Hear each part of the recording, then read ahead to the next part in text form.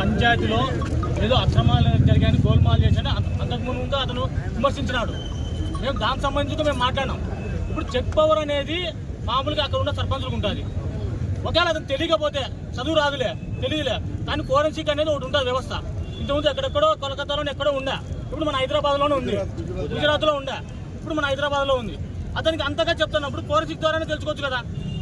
ఇంత విమర్శలు చేస్తున్నాడు. ఎక్కడైనా కానీ ప్రతిపక్షం విమర్శ చేసినప్పుడు మేము అధికారులు ఉన్నాక మేమే మీకు రిప్రజెంట్ ఇచ్చినా మీరే చెప్పండి అని చెప్పి ప్రతిసారి మీరు ఏం చేస్తారంటే సార్ మీకు వస్తుంది, మీరు సైలెంట్గా ఉంటారు, మరి పై ఆఫీసులో ఎలా మేనేజ్ కానీ వాళ్ళైతే మమ్మల్ని అంటూనే ఉంటారు, మేము మాట పడుతూనే ఉండాలి. ఇది కూడా సార్ ఇది మీకు రెండోసారి ఇది కూడా మీరు కనుక ఇది ఏం జరిగిన అవకతవకలు నిగ్గు తేల్చకపోతే సేమ్ యాక్టివ్ సార్ మేము మంగళవారం వరకు మీకు టైం ఇస్తున్నాము.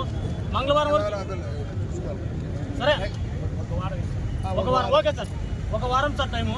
ఒక వారం కనుక ఒకవేళ మీరు లేట్ చేసే కొద్ది ఏమైందంటే కారు కూతురు కూర్చున్నారు.